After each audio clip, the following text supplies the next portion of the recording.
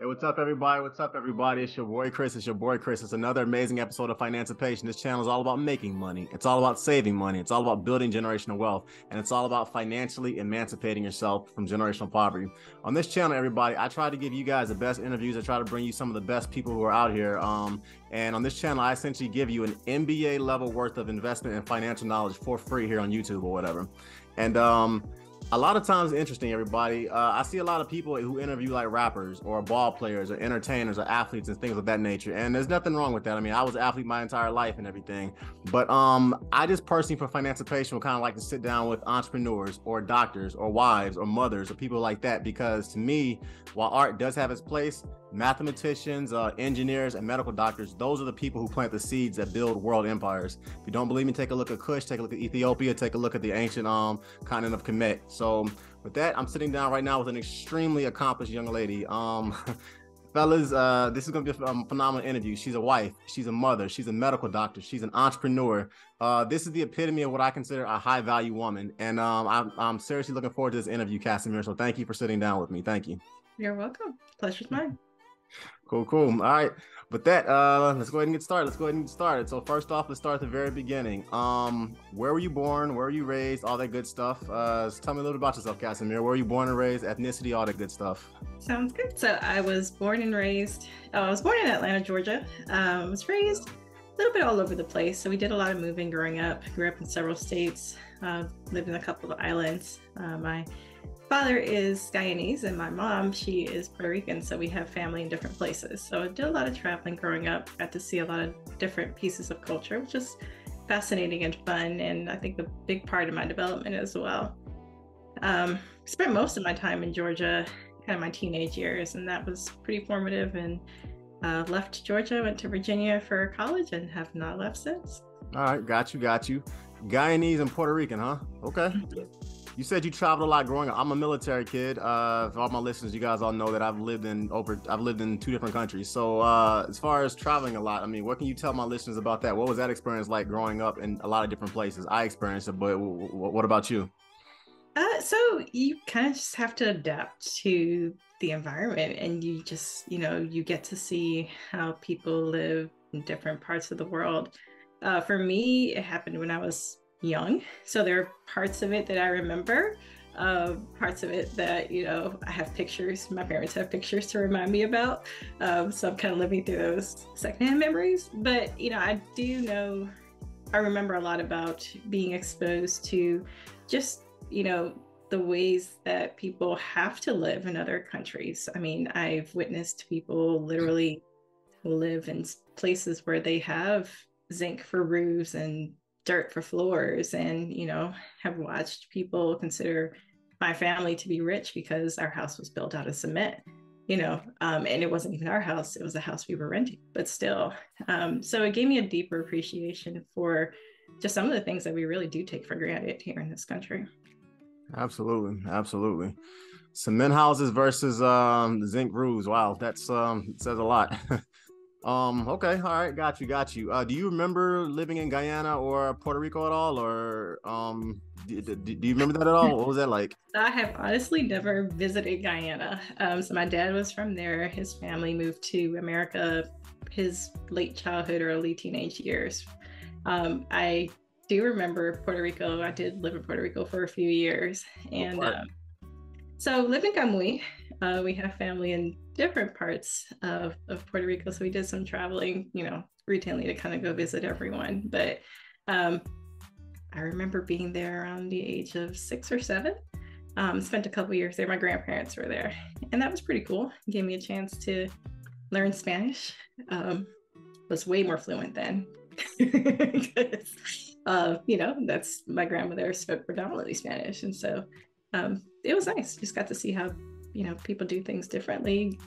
Grow up with trees in the backyard and lizards and things you don't typically get to see here on a routine. So I enjoyed it. It was nice. Got you. Yeah, Puerto Rico is a beautiful island. I used to go there a lot, actually. So I've been to Ponce, Mayagüez, Rincon, San Juan. I love Puerto Rico. It's a beautiful place. It really is. Yeah, it's a really cool island. You can drive it all in a couple of hours, but every city is so different and has its own history, and it's a pretty special place. Yeah, very different. I remember San Juan is completely different from say like Mayaguez. It's literally it's like you're like, whoa, am I in the same country? Before we get into the interview, Puerto Rico right now, do you think they should go for statehood or 50 as in the 51st state? Or do you think they should kind of go independent, or do you think they kind of should stay where they are right now, which is kind of like some kind of weird ambivalent Commonwealth with America? What's your take on that as a Puerto Rican, as a Latina? That's a very good question. Honestly, I will say I have been removed from it since I've been living here, predominantly. So I'm not as familiar with the politics, there's the politics that we see on the news, and then there's the reality of politics when you're living on it, day to day, with the reality versus the public version of what we perceive reality to be. So honestly, I don't think it'd be fair for me to comment on that. No, I feel you. I feel you. That's cool. That's cool. I think it's interesting. Whenever I talk to immigrants and everything, you guys have what I like to call this third world fire. Full disclosure, my wife is a immigrant. She was born and raised in Trinidad and Tobago. TNT, stand up. And I'm always amazed at like how, not to be stereotypical, but you guys come to America and like just dominate. It's just I was talking to my wife about that, and I'm amazed. Like whenever I meet a lot of immigrants that I meet, particularly the ones that spend like a certain amount of their times overseas, it's interesting to me how when they come to America, they become like psychiatrists or medical doctors or engineers or physicists or whatever or pharmacists. It's just interesting how you guys come here and just take complete control of the American dream, whereas a lot of Americans. Some of us do. I myself did, but a lot of us don't. So it's very interesting. Why is that you think that immigrants come to this country and they just say, okay, I'm going to go ham on education. I'm just going to go ham as being an entrepreneur. Why is that, you think?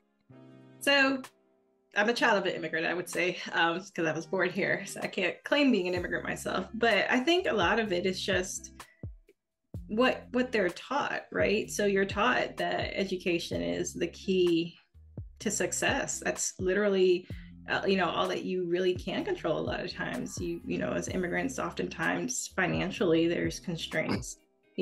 Oftentimes there are a lot of other social factors that you can't control, but what you can control is your knowledge base and your education. And so the focus gets shifted into education, learn, focus, career, go towards something where there's a purpose, go towards something where you can help others. And I think there is that pressure that comes with, being an immigrant or a child of an immigrant, where you feel like there are certain career paths that are quote unquote smiled upon or kind of pushed versus other career paths which aren't viewed as highly. Not to say one is more relevant than the other, but that's just, I think part of it is cultural, honestly.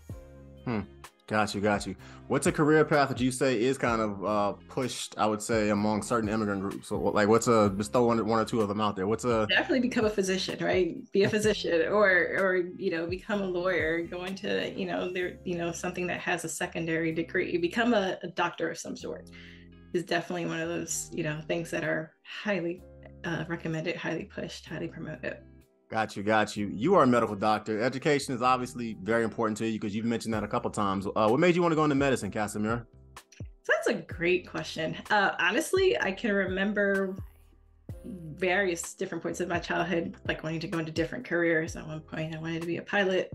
And then September 11th happened. And I was like, yeah, I don't know about that one.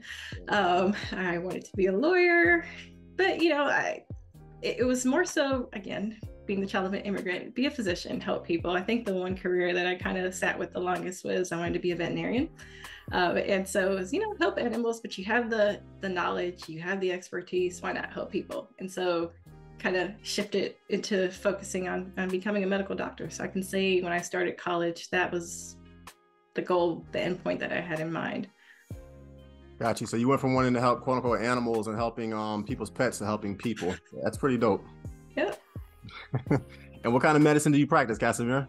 So I am a psychiatrist. So yeah. All right. With mental health. Mental health. Okay, I obviously know what that is, but for my listeners who may not know what a psychiatrist is, explain it to us. What is it?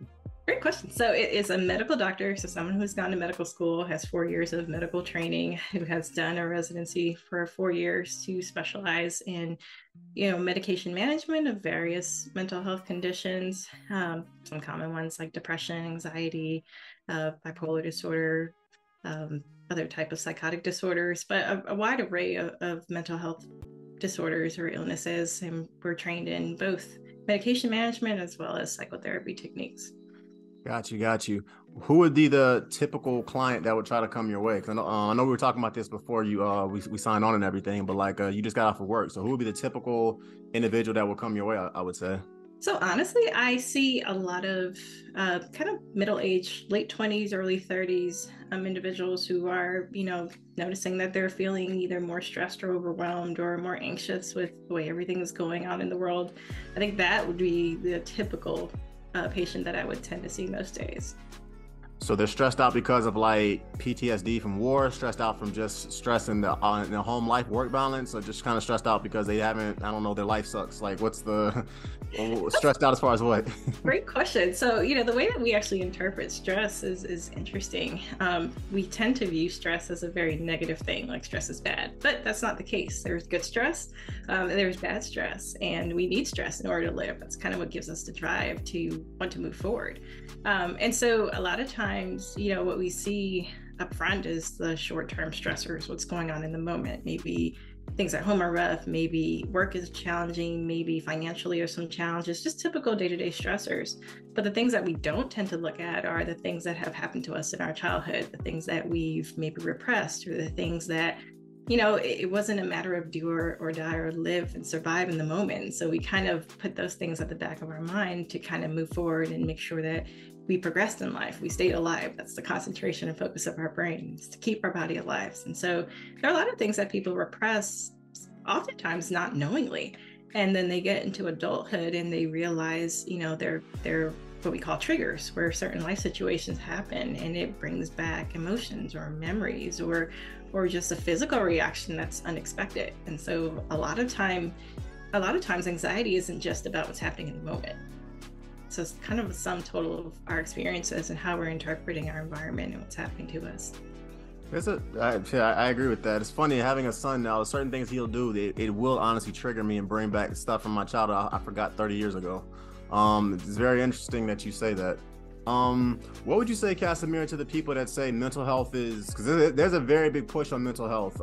In my lifetime, my entire life, and I think once again, coming from somewhat of an athletic background, I was always told real men don't cry, sprinkle some dirt on it, stop being a bitch or whatever, stop being a little wimp. You need to push through it. And I noticed about 5 or 6 years ago that they became a very big push about mental health. So with this new kind of push on mental health, what's your take on that? I would say obviously I'm assuming with your practice it's very profitable for you, but what's your take on this new push about mental health that I'm seeing pretty much everywhere? I think it's extremely important, and I think it's encouraging that we're actually taking the time to focus on mental health, period. I mean, it's interesting. As I was going through my medical training, you kind of get to that phase of your career where people are like, what are you planning on specializing in? Because you have to declare a residency and kind of apply for a residency program.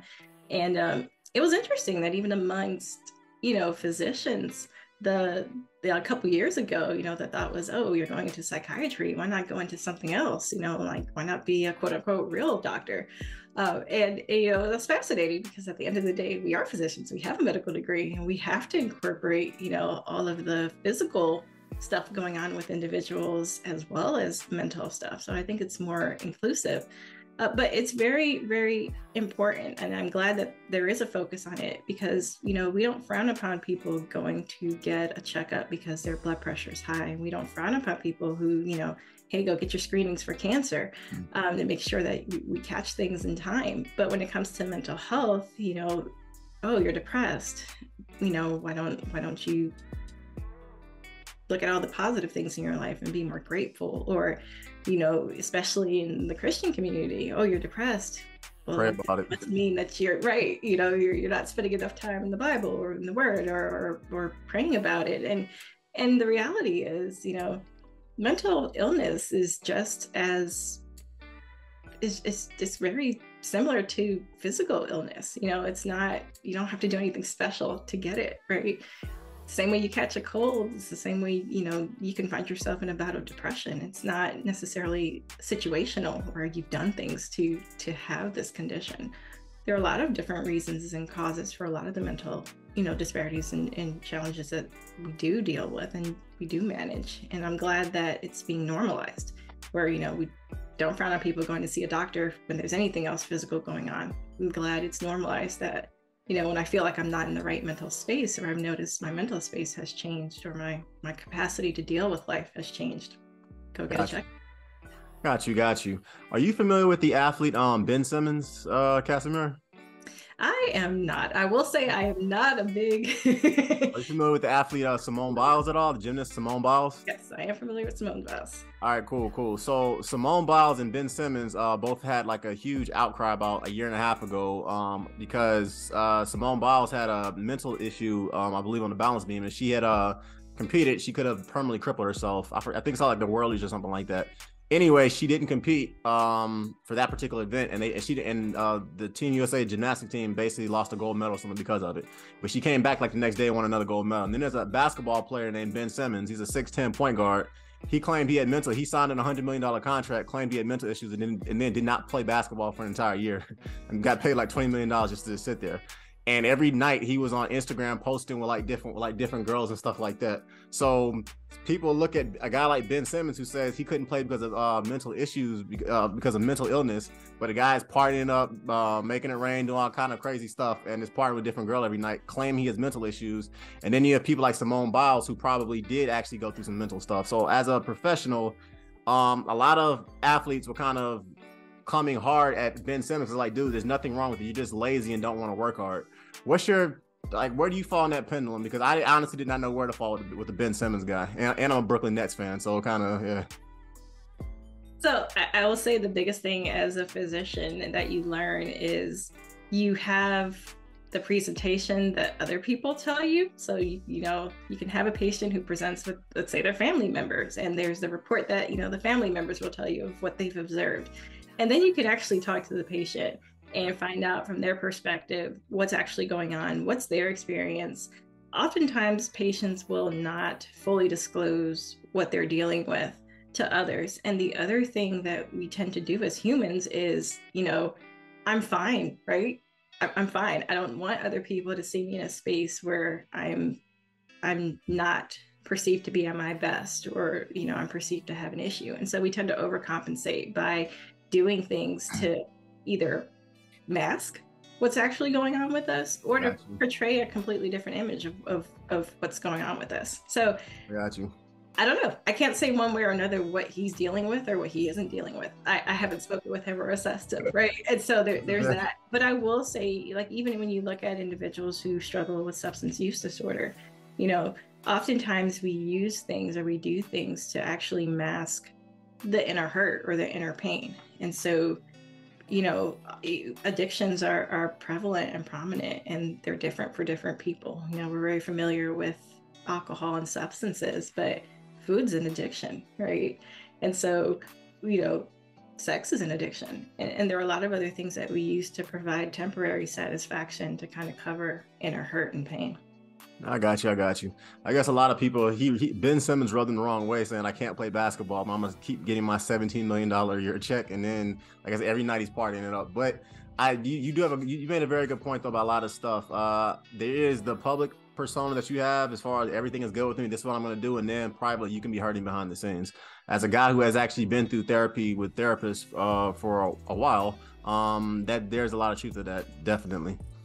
Let's keep it moving, Casimir. I'm enjoying this interview so far. Thank you. Being a wife, a mother, and an entrepreneur, and as well as being a psychiatrist, what's a typical day like for you? I've always wondered this about medical doctors. Like, what's the typical day like for you all? I'm an engineer. What's a typical day like for you?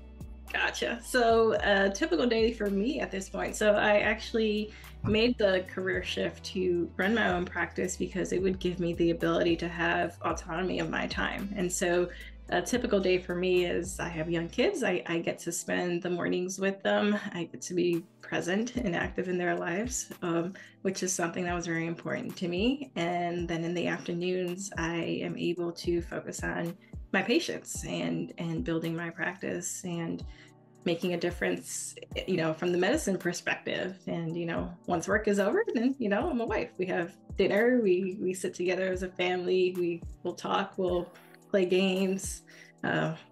Favorite is charades at the moment, so we'll do something together to kind of create that bond, build those memories, and it's a juggle, right? can do a lot of different things. You can't do everything 100% of the time, right? So it's kind of the juggle of putting your energy and focus where it needs to at the time, and prioritizing and shifting and changing and adjusting. So that's a typical day for me. Dope. What are the hours like and everything? Are you like a 5 a.m. to 10 p.m. type of gal? Like what's the hours like? I've always wondered that about medical doctors.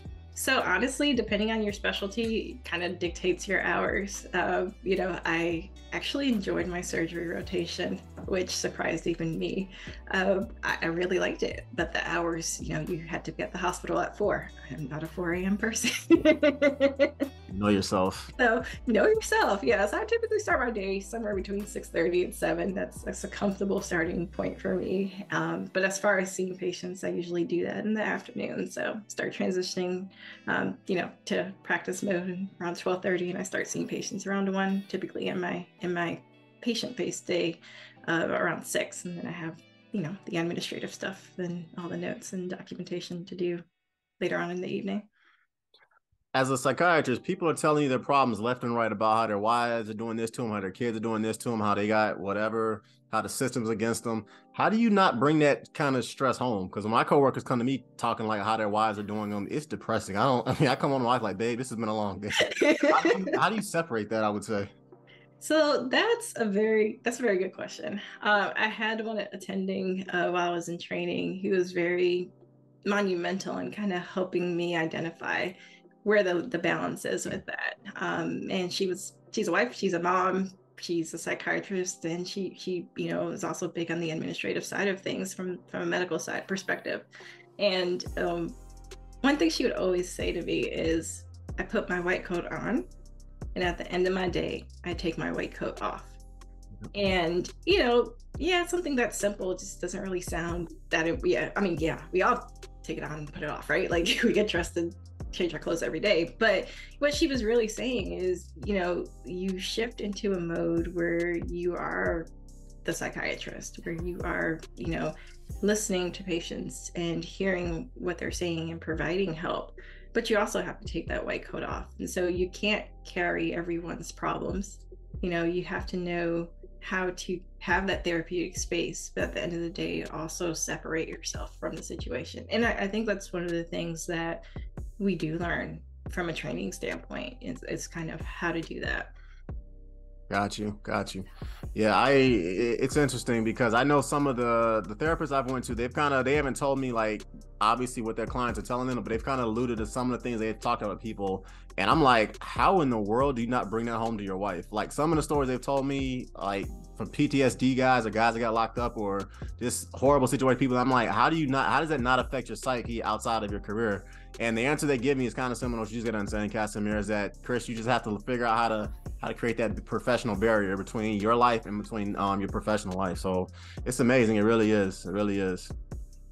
So it's an important skill, and I don't think that just applies to psychiatrists or to physicians. It's something that I think as a whole you need to make sure that when you're home, when you're at work, you're at work. And I think as we shift to more of a work from home space, our work life balance kind of shifts a little bit if we're not being firm about those boundaries. So when do we turn off work, and when are we focused on whatever we're doing and being present in the moment, or is it all a blur? Absolutely. I agree. You said you do do you actually still physically go into brick and mortar building, or do you do everything from Zoom now? Because you mentioned you're an entrepreneur, so tell me a little about that, I guess. So I run a completely telepsychiatry practice. So I see all of my patients virtually, which honestly I enjoy and I like. I think part of it was just the shift from COVID, where it made it more convenient and safe for everyone. But the thing about it that I really think is really neat from a psychiatry standpoint is, again, we were talking about putting our best face forward in public, and kind of, there's the persona of us that we show others and the persona of us that we know by ourselves. And the nice thing about telepsychiatry is we're seeing patients from the comfort of their space. And so most of the times that's in the comfort of their home. And so at home, your guard is going to be lowered because you're in your environment. So I'm going to get to see more of a genuine, realistic side of you versus the persona that you would, dress up, put makeup on, show up in the office to be, right? And so I think that lends to a better therapeutic alliance, and gives me a better understanding of what's really going on, so we can actually work and do things to make life better for our patients. Absolutely. Not to mention the fact you're not spending $2,000 or $3,000 a month for commercial real estate rent either for an office suite. That is true. That's also a perk. Hey, this is a financial channel, so I hope you are writing off your mortgage then, because you're literally running your business from home. So yes. I'll say to anyone who has a business, definitely get an accountant. They are way more familiar with how all of that works than. Oh, absolutely. Yes. Write them things off, Casimir. All right, let's keep it moving. You're a Latina, you're a psychiatrist, and that combination is very dope. What advice would you give my minority and my non-minority listeners out here, Casimir, who want to go into medicine and essentially go into healthcare? So I will say, it's definitely something that needs to be a calling for you. Medicine is not a career that you jump into to make a ton of money. And I simply say that because as a minority, there's oftentimes there aren't that many of us that can afford to pay for medical school outright, right? And so I left undergrad with $0 in debt. I actually had a full ride for undergrad. Shout out to my HBCU, Norfolk State. It was amazing. Yeah, I was A&T, so you had a decent HBCU. My mom was better. But going to medical school, like, incurred a significant amount of debt. And so, you have to be cognizant of the fact that this isn't a get rich quick scheme, right? This is something that you go into because, one, you actually do care about patients, and you want to help make patients better. You're taking an oath to first do no harm, and that's very important that you stay true to that. But again, you have to get paid for what you do. You have to live too. And so just know that you're going to have a nice loan burden to pay off, at the end of your educational career. So being mindful of that too. And I say that to say that, oftentimes that discourages physicians from going into certain specialties. Things like, primary care and mental health, we don't get paid as well as other physicians in other specialties or subspecialties might. And so, there's the part of you that has to make that decision of, am I doing this for the money, or am I following the call of my heart, or where I feel my calling is, and kind of trying to find the balance between living, because you have to survive, but also doing what you feel is your work, your mission. Definitely. Being a Latina and being a double minority, a female as well. In your field, did you experience a lot of, I don't know, the isms, the racism, the sexism, the ageism? Did you experience a lot of that in med school and residency, and also as a practicing physician right now? So good question. I will say personally, I did, and it's interesting. There are, the perceived racism, what people perceive racism to actually look like, and when you go to a university or school or a place of higher learning where you're a significant minority and you legitimately make 10% of the class body, their perception of what racism is versus your experience can be very different. And so, I have had situations where a patient did not want a minority provider and made it clear that they were only going to see a Caucasian provider. And I have been on the receiving end of having my team tell me to stand outside while they saw the patient, and just having to deal with that. There's a lot of sudden, what we call microaggressions that, aren't as blatant or as obvious as what we perceive racism to look like, right? And so just being aware and conscientious of what that looks like, and knowing that, how to deal with that, and having the conversations and educating people. I think that was a big part of my journey through training. To my listeners, I've had my own experiences dealing with it in mechanical engineering, but more importantly, this is about you, not me. What do you tell people as far as getting through that? Because you deal with it from being a female and being obviously we share the same complexion. What do you tell people when they say this is what I'm dealing with and it's not fair? How do you tell, like, what's your advice to tell people as far as getting through sexism and racism and ageism and things like that? So it's not fair. It's not. And the unfortunate reality is life isn't fair. Absolutely. And so, there's a part of it where you have to know within yourself, one, this is actually happening to me. And I think that's the big key. Oftentimes the whole, it's a microaggression. And so what's personified is you're not really experiencing that. That really didn't happen. That's just your version of it. But no, what happened to you, your experience is your experience, and that's your reality. And so acknowledge the fact that it happened, acknowledge the feelings that you have about it. It's okay to have feelings about it. You should have feelings about it, right? But at the end of the day, once you have, processed through that, how do you actually change your environment? And so a big part of change is naming the problem, stating the problem. And so I found myself being vocal in the sense of naming things. When I saw something, even if it wasn't something happening directly to me, calling it out and saying, hey, I'm noticing this, and actually having the conversation, creating the conversation so that there is the discussion. Because, at the end of the day, you'll be surprised how many people aren't really aware of the role that they are playing in the microaggression. And oftentimes the perception is you're doing this to me because you're intentionally trying to hurt me. And with microaggressions, a lot of times it's unconscious. There's a lot of unconscious bias that actually plays into this. There's what we were taught, there's what other people have told us, there's our experience, and we kind of go through life based off of that. If we're not careful and we're not doing our own thinking about things. And so be an advocate for yourself, be an advocate for your patients, and spark the conversations, because that is what creates the space for change. I agree. Just to piggyback off of that, this is very clearly Financipation is a financial channel. I think another way you can fight it as well is to do what you're doing, Casimir. I mean, you work for yourself. As an entrepreneur, the world goes through you, literally. And I know your husband's the same thing with him. You guys are building a team, and that team is basically, I always tell people, if you really want to destroy racism, you want to destroy quote unquote supremacy and supremacists, get married and start a business, or get married and dominate your career. Because when you do that, you're going to build generational wealth. And the most powerful symbol you can send to any community that does not like you is to basically get married, create generational wealth, and then basically pass the generational wealth onto your children. So what you're doing, to me, that's a very powerful way to do it. You started a business. And on top of that, another thing too you did, Casimir, that I love is that I always tell people racism in our day and age, my father and my grandfather's generation, it was different. But in our generation, to some extent, racism is a stop sign. It's not necessarily an impenetrable wall anymore. In other words, you can figure out a way to get to it. You may have to stop for a little bit. You may have to go around. You may have to leave the company. You may have to get fired. But at the end of the day, you can get around it if you work hard enough and if you work smart enough.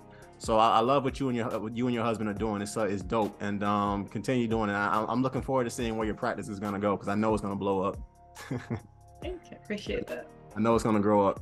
Let's move on to your husband a little bit. What role did your husband have as far as you being successful in your career? Because you mentioned him a lot, and whenever you talk about him, I see your eyes light up, which is a beautiful thing. So what role did he have as far as helping you, I was get through medical school, become a medical doctor, and basically start your practice, start your business? So we met each other in college, and kind of had similar aspirations as far as pursuing higher level education. And I think the nice part was we were both in the same phase of life together. So we were able to encourage each other. We were sharing some of the same struggles, some different struggles, but we were able to kind of have that perspective from a real life experience, which was nice. We also got to build together, right? So we had nothing when we started, which, gave us a space to actually appreciate our relationship, and also, appreciate when we did start building the things that we've built. Definitely wouldn't have gotten through medical school without him. Definitely would not have finished residency. Ended up having kids in residency. And so we started our family while I was still in training. And so, it's two are better than one, it's really hard to get through things by yourself. And so he's been a big part of who I am, who I've become. Good. Shout out to your husband. What are your thoughts, Casimir, on these ladies out here saying that they're strong and independent and they don't need a man, or these dudes out here talking about don't get married? What's your take on those on that concept, I would say? So my take would be, honestly, relationships are not for everyone, and I know that's not a popular train of thought, but the reality is it's really not. And I think it's important for you to know yourself and know your reasoning, right? I think it's very important that if you're going to do anything in life, that you do it right and you do it for the right reason. Because you can do the right thing for the wrong reason and it doesn't make it any better, right? And so I would say definitely know yourself, understand yourself, and really try to get to the root of what is creating that thought process for you. Is it some, you know, unhealed trauma of some sort, or something that's happened to you from an experience standpoint that has left you with this thought process? Or is this really, you're one of those individuals who does not desire marriage? Not marriage isn't for everyone, and we have to kind of accept that. And knowing yourself, I think, is key. Got you. Got you. I'll say this, like you said earlier, just to piggyback off of you, two incomes are absolutely better than one. And married couples, when you factor in inflation and things of that nature, can build on average have 35 times more wealth than single people. So I'll say that again. Married people on average have 35, yes, 35 times more wealth than a single person. So I think that I agree with you. If you're not ready to get married, I got married in my 30s for a reason. I basically needed to mature. If you're not ready, don't do it. But I do think that from my own experience, everything in life is better if you're doing it with a partner and you're doing it with the right partner. I don't care whether you're dancing. I don't care whether you're traveling. I don't care whether you're loving each other. I don't care whether you're basically going through a difficult time in your life. Everything honestly is easier if you have the right partner. And I look at a lot of family members and friends that I have who say the whole, yeah, I'm not, no new friends, I'm always gonna be single and stuff like that. And I kind of see their lifestyles, and that ish looks really cool when you're 24, 25, been there, done that. It looks really cool when you're 26, 27. They turn about 40, 40, 43, 44, it ain't cool no more. And I'm seeing that more and more around women that I went to school with, or dudes that I used to hang out with, or guys like that, or people a little older than me, that they are growing old alone. And it's kind of somewhat of a sad thing to say, to see to some extent. So I agree with you, Casimir. I think it's not for everybody. Relationships, monogamy, marriage may not necessarily be for everybody, but I find with the people who find the right lifetime partner, like you found, like I found, life got a lot better for me. It just is the truth. So yeah. Yeah, and honestly, I think from the mental health side of things, from what I see, the right partner is extremely important, because otherwise you're setting yourself up for a lifetime of frustration and pain and hurt, and not just the pain that you're going to experience, but also the pain that you'll inflict on someone else if you're not paired, in a way that makes sense for the both of you.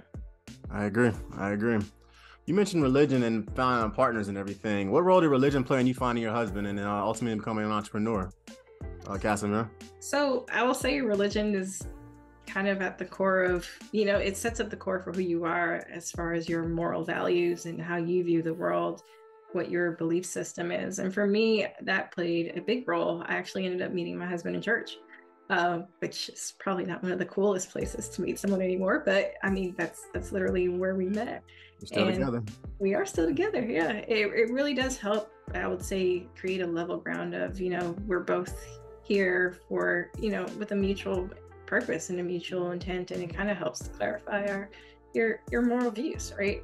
And I think for me, as far as the business side of things, religion has continued. I wouldn't even say religion. I will say a relationship with Christ, because there is a difference. That continues to be a moral guide for me. And so what I do should be edifying him and bringing glory to him, not to myself. And, a lot of what Christ did was minister to people in need and provide them help, and provide help to people who were marginalized or frowned upon or ostracized or, not considered worthy. And so, I kind of compare that to mental health in the sense that it's a very marginalized area, right? A lot of times patients that see mental health providers do have a lot of physical issues health-wise that are going on that often get missed or overlooked or not diagnosed, because what's seen first is the mental health label, right? You have that diagnosis, and that, so whatever else is going on is probably due to that. When in reality, people get sick, physically, and it's not in their head, right? So, it gives me the space to actually see people for who they are, kind of the way that Christ did. And that has really shaped how I practice, making sure that I see the person as an individual versus, a number or another patient or a diagnosis. Right, right. It's funny you say that. Like Jesus was not the blonde hair, blue eyed, whatever that they try to portray him to be. He had dreadlocks basically. He basically hung out with prostitutes. He hung out with goons. He hung out with thieves. He hung out with murderers. He hung out with the marginalized people of our society. And it always kind of blows my mind, like the image that everybody has of, like you said, of I would say Christ. And you said a lot of points, Casimir, that I agree completely with. I mean, everything from mental health. I never thought about that way, but you're right. It does deal with the quote unquote marginalized aspects of society, because a lot of people, particularly if they come from our communities, we just don't look very highly on mental health. At least I know I didn't until I was in my late 20s, early 30s. And you hit the nail on the head with that completely. And, I'm hoping that that's something that also shifts, especially in the religious and spiritual communities where, when we look through the Bible, there are a lot of individuals who were very vocal about their mental health struggles. I mean, if you look at different Bible characters, David was depressed and he was clear about it. Elijah was suicidal. He was asking for God to kill him. And there are a lot of different situations. Moses, he was anxious. He would get tongue-tied when he had to speak in front of people, right? And so there are a lot of examples throughout the Bible that show that, mental symptoms, mental health disorders, mental illness is not something that's new, right? And it wasn't something that was overlooked by God either. He actually addressed those issues and those concerns and made it so that, they were able to feel comfortable and able to fulfill their purpose. And it's not something that stops you or limits you from fulfilling your purpose. It's just another lens through which you view the world. And It gives you the ability to reach people that other people can't, right? It's easier to talk to someone that shares an experience or you share an experience with about something versus looking on the outside from a vantage point where, I've read about it, sounds good. I might be able to talk about it, but I haven't lived it. Got you. No, I agree. They that are whole need not a physician, but they that are sick. That's the reason why, like you said, Jesus spent his entire ministry pretty much going to the goons, going to the prostitutes, going to the thugs, going to the gangbangers. That was his ministry on earth, period. So and he looked like the people he talked to. So go figure that. But it's so true. It's so true, Casimir. I'm getting a lot of questions from my listeners, and I'm gonna ask the respectful ones. Okay, so let me ask you this one. You seem to have it all, Casimir. You've mentioned your husband, your kids, you're healthy, you're attractive, and you have a great career. As a woman, I was told you can't have it all, but you have a family, a career. You seem to have both. How did you balance that? And how can I have a great family and career like you? That's a great question. I will say when I was interviewing for medical school, one of the interview questions I was asked was, where do you see yourself in 10 years? And honestly, I saw myself married with kids. I saw myself practicing.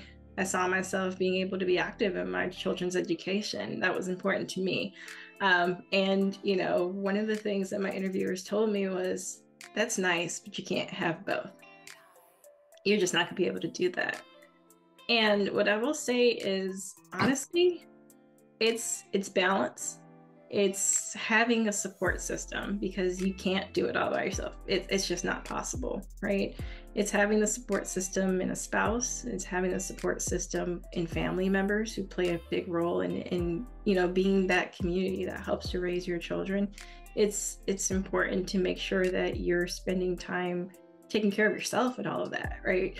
So it's finding the balance. And I do think, again, relationship with Christ is that key thing, because if you're connected with him, he will help you figure out how to shift and where to move and where to shift and where to make the balance and what to concede and where to push a little harder and when to do those things. And so I think that has honestly been what has helped me be successful. I can't say any of this was my own doing, honestly. I think that's honestly the secret sauce.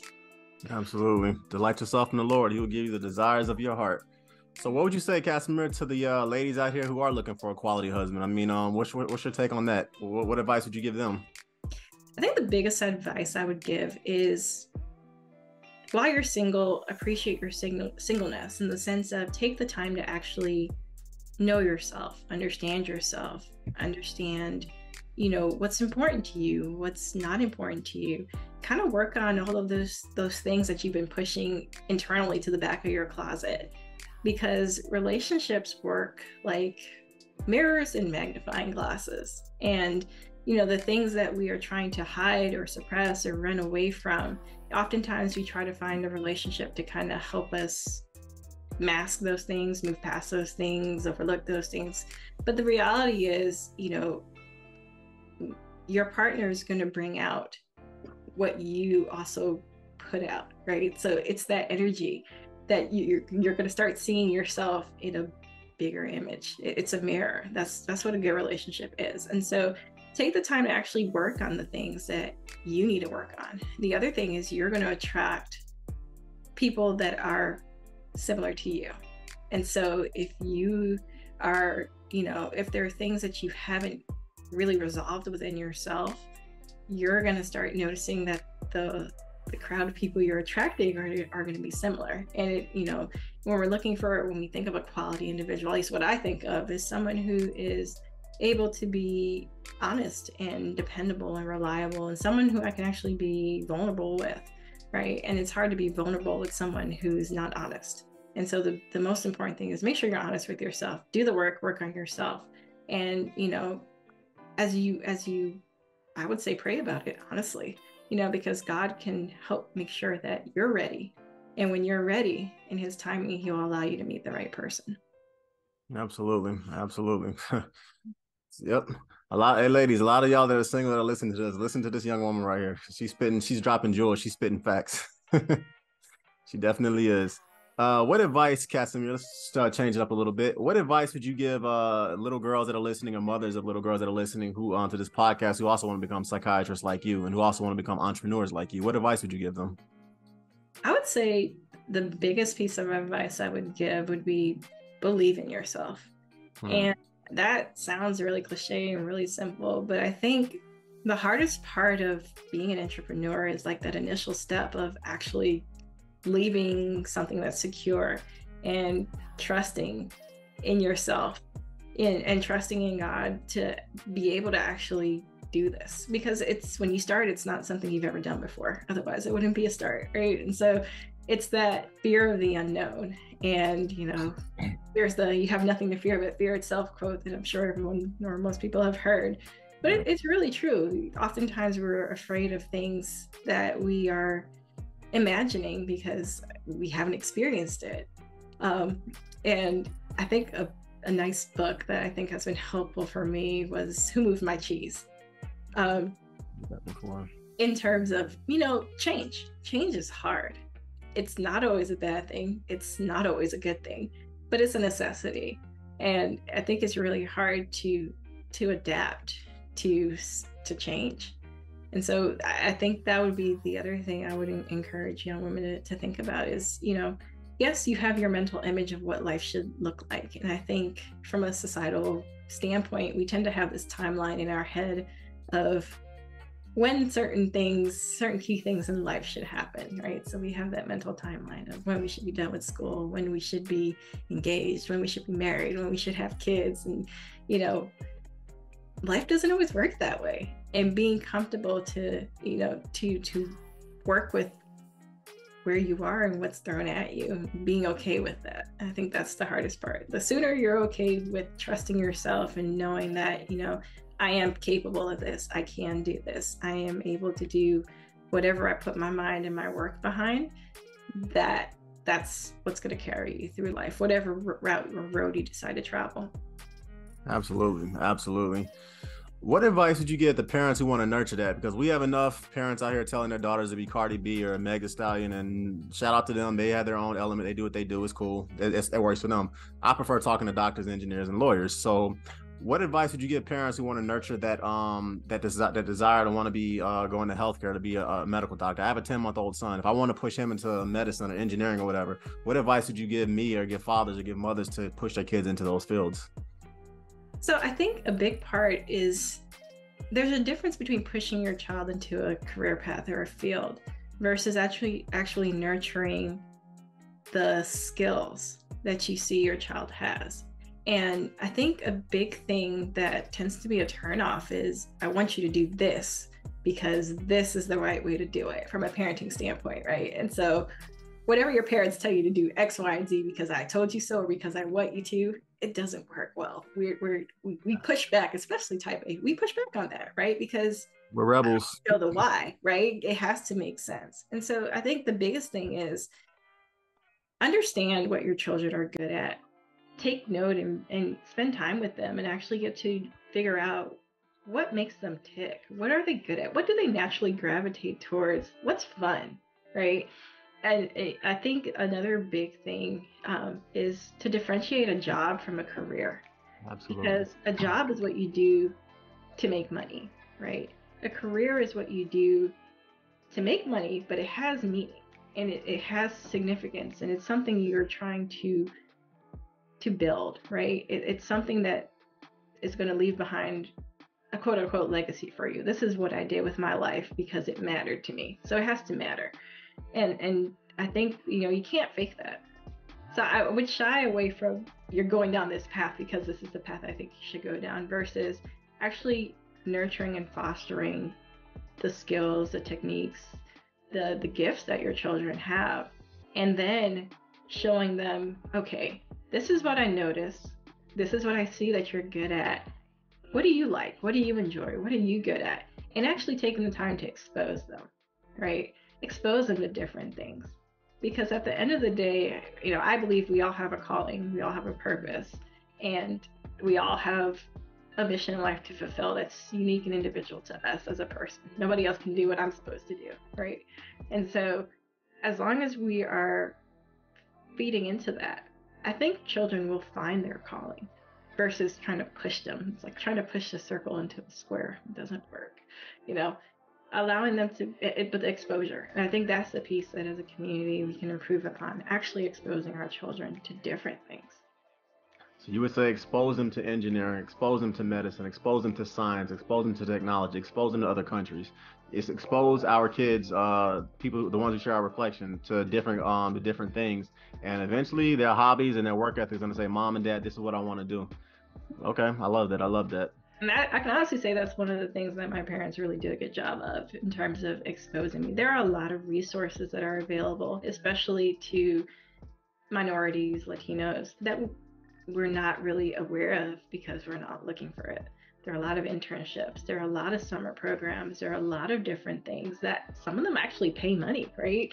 That you can actually get the exposure. You get to see what a day or a week or a month in the life of, what do we, it's nice to talk about, you're a doctor, but what do you actually do, right? What does that look like, right? And it gives you the ability to actually get to see the day-to-day, to sit in the classroom, to see what it's like to go to medical school, to see what it's like to be in a lab, to see what it's like to interact with, some practices will allow you to see, patients with their consent, in the sense that you get to shadow the physician as they're seeing their patients, or you get to see simulated patients and kind of test your skills and see what it's like.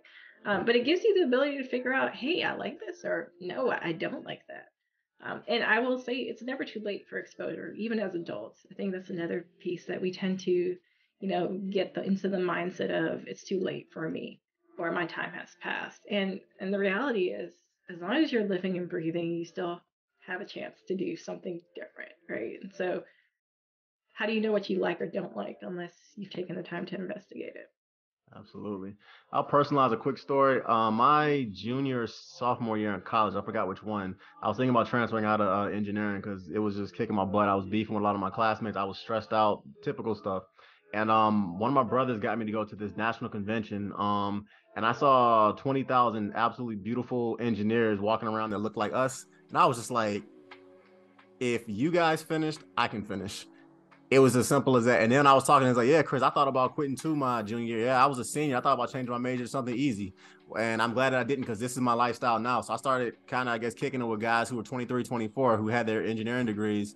And I was just like, there is no way I've gotten 75% of the way through this program and I'm gonna change now because I'm beefing with my classmates. So yeah, I got exposed basically to the finish line. I got exposed to the people who own their own businesses, who I got exposed to the individuals who basically own their own engineering firms, who basically ran their own companies and who also worked in corporate America. And I was like, there's no way I'm quitting now. So exposure is so key.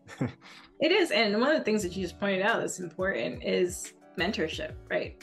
Absolutely. Successful people have mentors. There are people who are ahead of where we are in life, who have gone through the phases of life that we're in, and that we can lean on for advice or experience, right? Experience is a great teacher. It doesn't have to be your own experience, right? You can learn from the experiences of others. So I would say also get a mentor in whatever career path or field you're interested in. It's important. You mentioned something I want to go back to really quick. I agree with that, by the way. You mentioned something I wanted to ask you a question about and I did not. I call it cutting your golden handcuffs when you essentially walk away from corporate America. And it's very hard to do that. If you're making the six figures, you got the nice cars, you got the house and everything. When you made that jump, Casimir, was there a financial fear with it? Or when you were, because you have a husband who's basically killing it as well, just like you are, did you kind of have like a financial cushion to fall back on? What was that like, I guess? I will say there's a bit of both, honestly. There's that financial fear of I'm leaving something secure, something that I know, something that, is a guaranteed check every 2 weeks. It's for the unknown. And honestly, it's not something that I would have been able to do as quickly as I did if I didn't have the support of my husband, honestly. I think that was key financially. It was something that I could foresee. And so financially, we started making some decisions to kind of help facilitate that transition. But definitely, again, two better than one. It was definitely a transition that I will say was definitely 100% doable because we had that, that we worked together in that financial sense. So. Absolutely. Two incomes are better than one. I don't care how you look at it. It's funny you say that because I've been getting some just crazy questions, and this is one I am going to ask, okay? And I think why, because the answer you just gave me, it kind of leads into that. So this is what this young lady said. I grew up an orphan and I don't believe in God and I don't trust men at all. I will be graduating next year with my bachelor's degree in communications. I'm going to focus on my career and I don't plan on ever getting married. I'll probably have one kid before I'm 30. And why do you both keep bringing up marriage and families when marriage, I believe, is outdated and has been for a long time? So that's her thing. That's a good question. And, again, we all have different belief systems, right, that we are governed by. And at the end of the day, you have to be true to your morals, your belief system, and you're going to be accountable for your belief system and how you lived your life, right?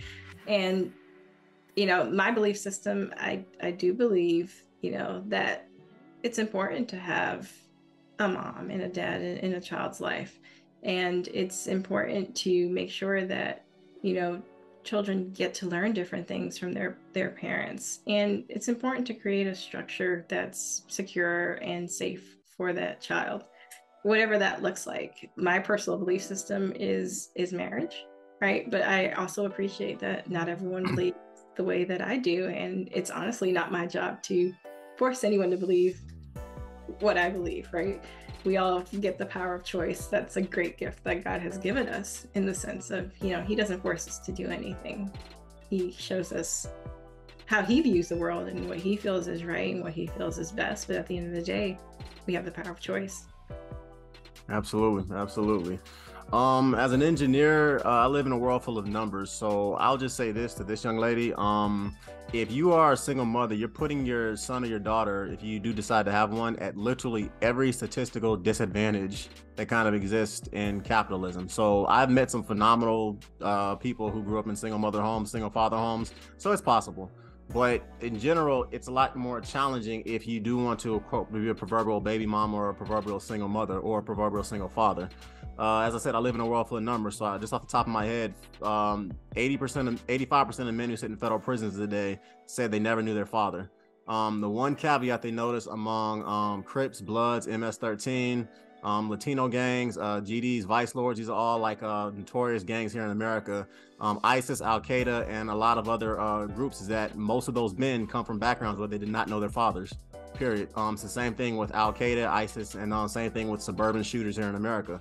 So whenever I meet people that say that they're perfectly comfortable producing children, not having a father in the home, I just typically tell mothers who say that you're putting your child at every statistical disadvantage when you do that. So yes, we live in America. Obviously, you can do whatever you want to do, but there are financial components that come with having kids. As a married man, Casimir, you'll probably agree with me on this one as well. As a married woman, children are very expensive. And it's a lot easier to support them when you have a dual income, and more important, it's a lot easier to support them when your wife is there or your husband is there. So I would say to this young lady or to this older lady, whatever, if you do go down this road, it's not going to be easy. And statistically, you're putting your child at a very bad advantage, at a disadvantage. But once again, this is America. We all have the gift of choice. We all have the gift of choice. So that's how I would answer that. So, yep. All right, let's keep it moving. I want to get more positive. What are the 3 coolest things about being a medical doctor, Casimir, and being an entrepreneur? 3 coolest things. So I would say number 1, no 2 days are the same. It's, every day is different, which is nice. Number 2, for me, I actually get to do something that I enjoy, and feel makes a big difference, which is rewarding. And so I don't feel like that's something I would get for me personally from any other career.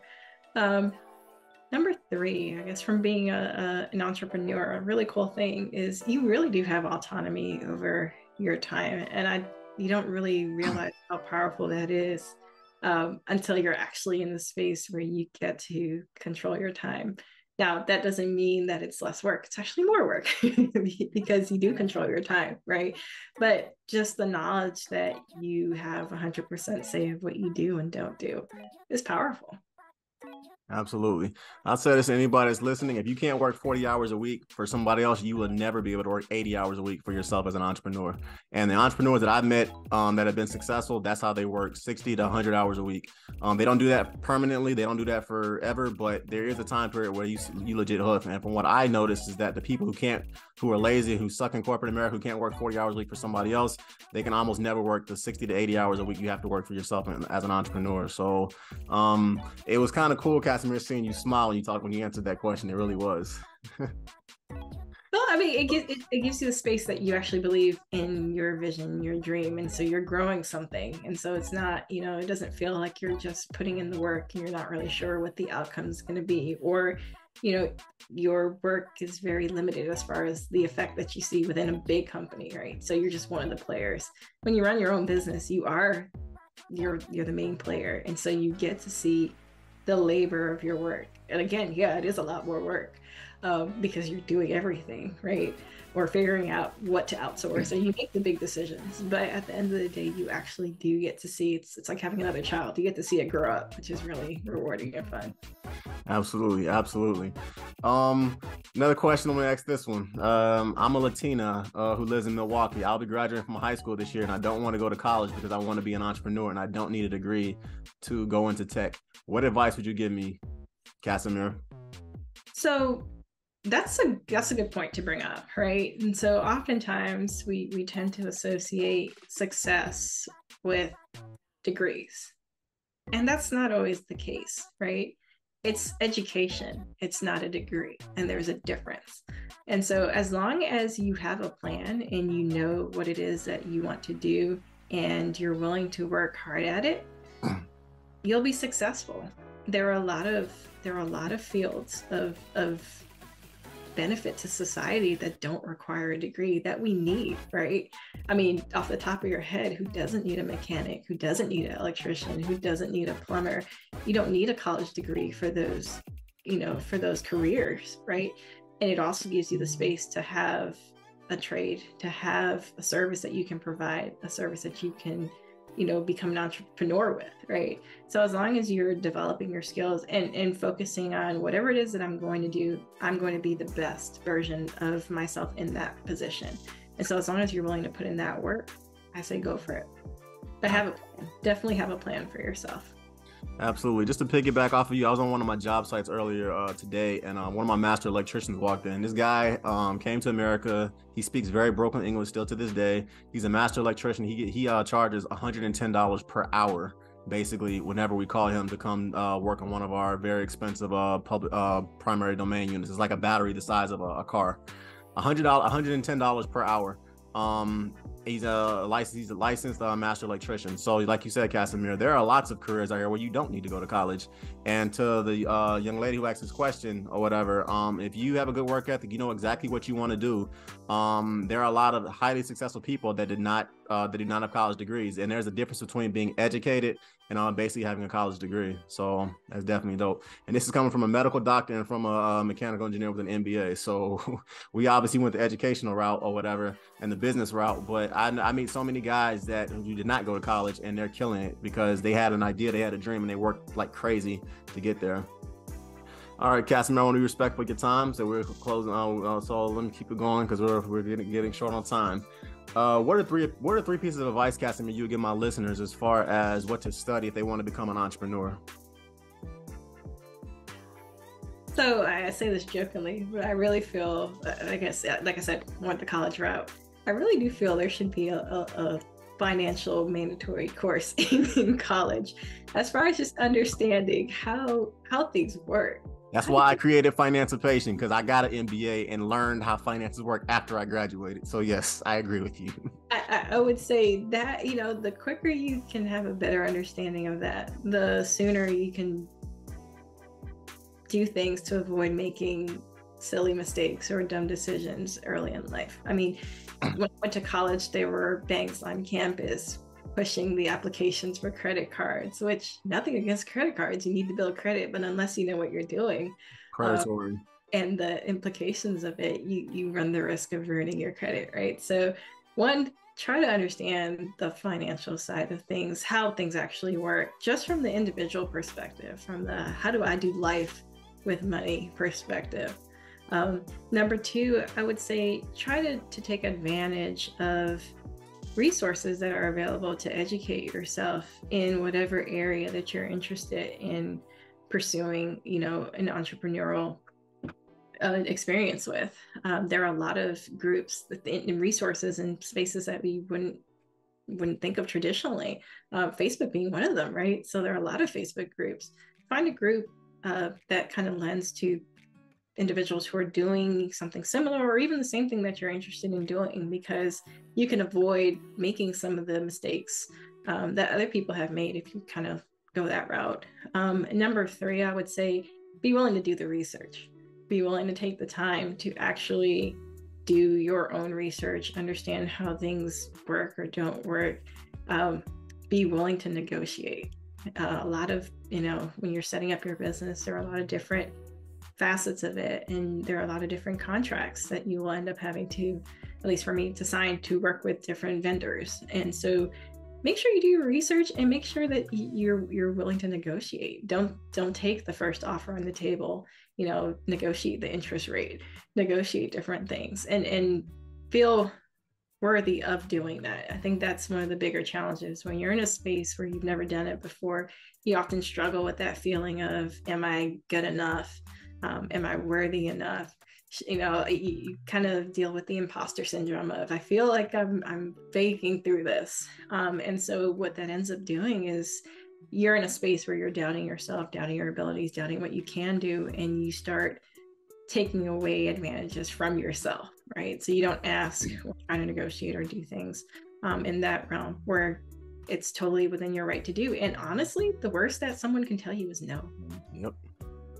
You said negotiate contracts. Who are some of the clients you've negotiated these contracts with? If you can tell me, obviously. Who are some of these clients that you've negotiated your contracts with? And can you give me a story where somebody gave you a number? He's like, nah, I need more. I need this. So I'll be general in answering that question. I think one of the biggest things is running a telepsychiatry practice, or running a business where you're accepting credit card payments online. You have to have a vendor to kind of help you facilitate accepting those payments. And so, what percentage of revenue are you going to pay to them for this service? What percentage of interest are you going to charge you for running different credit cards, for instance? Those are rates that are negotiable. That, unless you come to them and say, hey, I have gone to these other vendors.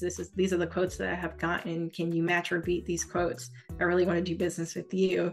Actually setting that stage for negotiation, you would honestly just sign it and take whatever it is that they offered you off the bat without even questioning it. So I think that for me was one of the spaces where I ended up learning for myself, hey, no, you can negotiate everything.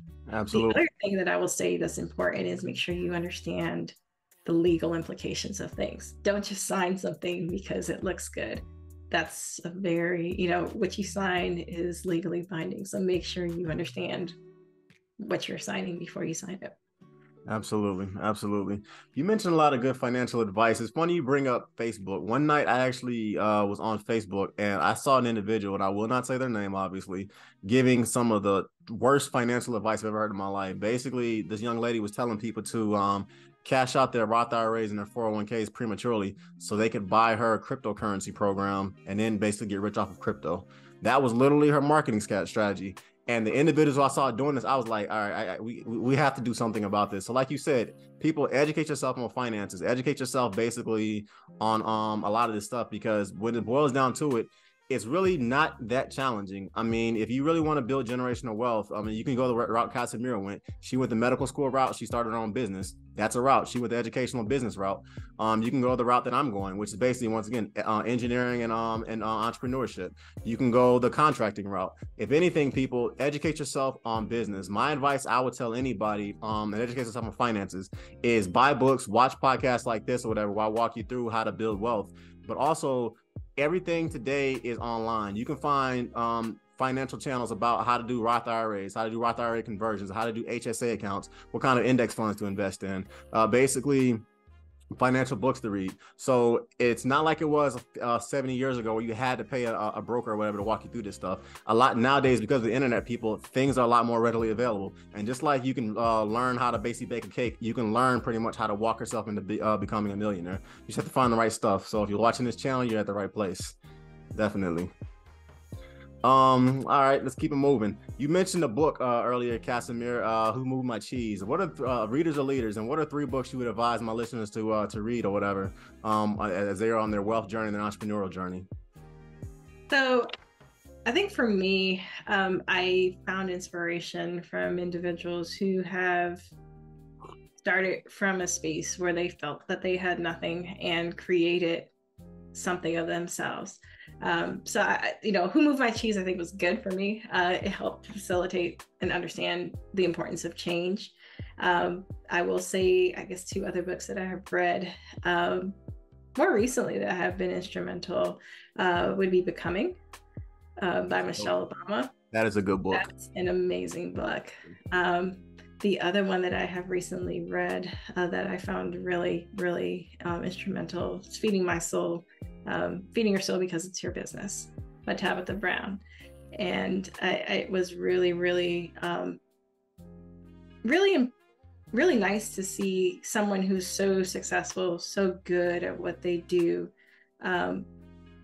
be so candid about where they started. And I think oftentimes we have this vision in our head of what success looks like, or we see people who we feel are successful and we think it's a A to B to C journey, right? They went the straight route.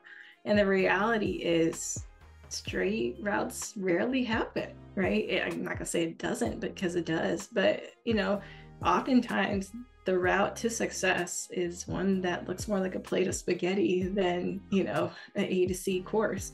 And I think for me, what I've taken from both of those books that was fundamental is there's something to learn at every stage of your journey, no matter how insignificant you feel that stage is or that space is.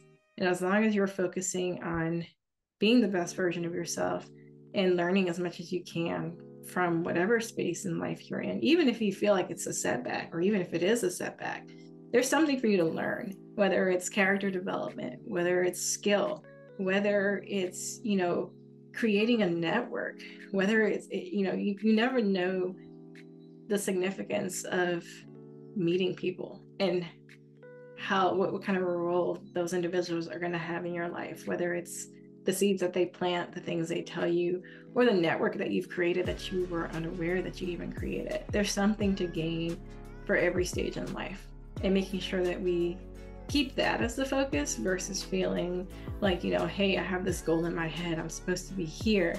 I'm not here yet. I'm not succeeding. I think if we redefine our definition of what success actually is, it will help us frame life in a more positive manner. It will also help us to gain the most out of where we are. I agree completely. I agree completely. If I were to answer this question about books, I would tell people that they should read. I would say read the book Transform by Remy Adeleke. That's a dope book in regards to a U.S. Navy SEAL who mental health, as far as mentally being strong, you do not become a Navy SEAL and not have mental strength. So that's a very good book if you want to figure out how to just literally push your body through things that you physically can't do because mentally you're that strong. So it's an amazing book. Another amazing book I would tell everybody to read is A Millionaire Next Door. I tell that to all people because that is the best book I've ever read, just about in regards to how you can have money but not necessarily look like you have money, and then you can look like you have money and not have any money at all because of how much you're spending all your money and everything. So that's another amazing book.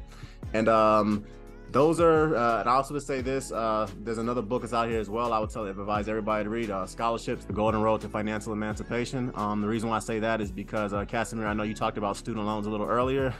And that book, the gentleman who wrote it, he basically walks you through how to build generational wealth and how to basically go to college for free. So as far as scholarships and Pell Grants and things like that. So that's another good book. All right, we are coming to a close. I have two more questions for you, okay? Two more questions. You kind of alluded to this earlier, Casimir, but as a medical doctor and an entrepreneur, what are 3 pieces of a financial advice you would give my listeners? So financial advice, again, understand how money actually works as far as like the lifing aspects of things, understand the implications of the loans that you are taking out for whatever reason.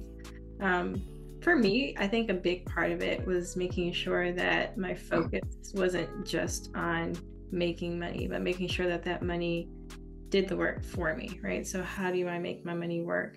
And the other piece, we want to build generational wealth, and making sure that we're taking the time to look at our generation as not just our biological, but also our community, and making sure that we're actually taking time to give back. And so, I think one of the things that we see trending from an HBCU side of things is when you look at majority institutions and you look at HBCUs and you look at the ratio of people who have graduated that go back and give back to their respective universities and colleges, there is a discrepancy in disparity between majority institutions versus minority institutions. And so, I think, there's that disadvantage of it takes us longer to set ourselves up financially as a minority individual. I don't think we can disagree on that within this country. But, giving back isn't always about dollars. It's giving back time. It's taking the time to talk to others. It's mentorship, and it's being available as a resource. And so that would be the 3 biggest pieces of advice that I would give. Understand how money works, what it does, make sure your money is working for you, and make sure that you're not just focusing on building wealth for your biological, but also making sure that you're passing things on to your community. Absolutely. Absolutely. Just to piggyback off of that, I would say, every week you should be giving at least 2 to 3 hours of your time somehow, whether it's reading books to kids, whether it's mentoring them as far as, playing sports with them, whether it's teaching them math, algebra, calculus, or maybe it's just basically telling them about science, or saying, I'm an engineer, this is what I do. I'm a medical doctor, this is what I do. So I would say to anybody that's listening, that's one thing you can do. Give back to your community, because kids, I'm a firm believer, will be what they see. I saw that in my life growing up. Also, I'll say this to anybody that you're actually dating: have financial date nights with them. Guys, if you want to kind of find out what a woman is really about, like basically one night, cook her some dinner, basically light some candles, and then say, okay, we're going to talk about why I invest the way that I invest, or let's read this book or whatever about finance or whatever, and let's kind of talk. And I'm telling you, it sounds kind of corny, it sounds kind of weird, but you can find out a lot about a person when you find out how they think about money. And the last thing I'll tell you is this: think 6 or 7 generations in advance or whatever. So think about, okay, what am I doing tonight? How's this going to affect my great grandchildren's kids?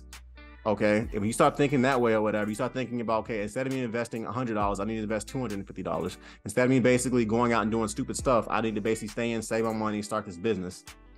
And when you start thinking like that, in a lot of different ways, it kind of prepares you for when you become kids, when your grandkids get it, and things of that nature. So just think 7 or 8 generations in advance, okay? Because when you do that, that's how you build empires. So, yep. And last question, Casimir. When it's all said and done, you are an immigrant, or you are the daughter of immigrants. You're an entrepreneur. You're a psychiatrist. You're a wife. You're a mother. You're a follower of Christ. And you're a very, very good tele-entrepreneur. So legacy-wise, when God calls you home and your time on earth is past, what do you want that legacy of yours to be? I think for me, it would be that my life made a difference for somebody else, that somebody else was better off because I existed. And that because of the life I lived, I allowed someone else to have a genuine relationship with Christ based on their experience when their interactions with me. I think for me, that would be the legacy I would want to leave behind. I like that. This was beautiful. Thank you, Casimir. This was a very good interview. I literally didn't get through any of the questions that I wanted to ask or whatever. No, seriously, that's a good thing though. Just because you're charming and everything, you basically answered all the questions very, very well. But more importantly, you went into detail with all of them. And I like interviews like this because I know just from my own experience, I want to see more Casimirs of the world or whatever. I want to see more medical doctors who look like you. I want to see more entrepreneurs who look like you. In my day-to-day life, generally speaking, I'm the only. And that's in whatever space that I'm in just about. And it's very refreshing to see women like yourself that are killing it as far as being a wife, killing it as far as being a mother, killing it as far as being a professional, killing it as far as in your church, and just basically being what I consider a complete and total high value woman. And I love that. So thank you for this interview, Casimir. It has been a true blessing, and thank you. You're welcome. So with that, everybody, it's your boy Chris. You can book a session with me if you would like or whatever. The link is going to be below. You can please follow me at Instagram at @thereal_Financipation. On my Facebook page is Financipation, and you can also check out some of my e-products below as well. And before we go, Casimir, if people want to get in touch with you as a medical doctor, how would they get in touch with you? I think so. The easiest way to reach me would be via my website, which is www.ibhservices.com. Click on questions page and feel free to send me a message. Yeah, definitely. And guys, if you like her webpage, my wife designed it. Okay, so and her webpage is dope. On top of that, Casimir, if a person is seeking legit medical care and medical help, how can you be of service to them? So I am licensed in the states of Virginia and North Carolina, so I'm happy to see patients who are physically located within those states. But otherwise, what I would recommend people to do is go ahead and look at the city that you live in. There are ways of finding community resources that are available mental health wise. So a lot of states have community service boards, and they will give you the information as far as how to connect with psychiatric providers. Another cool place to go look is Psychology Today. You can type in city, state, where you are, whether you prefer inpatient or virtual. You can put in your insurance if that's something you wish to utilize, and it will allow you to find providers that kind of fall within those parameters. You can even put in belief systems if that's something that is important to your care. And that will allow you to find providers who fall within those parameters that are available to you. The other space I would say look at is for health insurance. Call your health insurance and find out what telepractice is actually within network. There are a lot of telepsychiatry practices. And so the goal is to make sure that you are getting the care that you need. So, ask the questions, get the care you need would be my advice. Dope. Cool. Well, thank you for this interview, Casimir. I truly appreciate it. It's your boy Chris, everybody, here at Financipation. This channel is all about making money. It's all about saving money. It's all about building generational wealth, and it's all about financially emancipating yourself from generational poverty. I try to give you guys a different look as far as the type of people who we interview and who you typically see on YouTube. And I love interviewing people like Casimir because this is the kind of woman that I think our country needs to show a lot more of. And for whatever reason, I just don't see the Casimirs on social media, and I want to change that, okay? So with that, Casimir, take care. Tell your husband I said what's up, and I will see you around, okay? Take care. You too. Peace.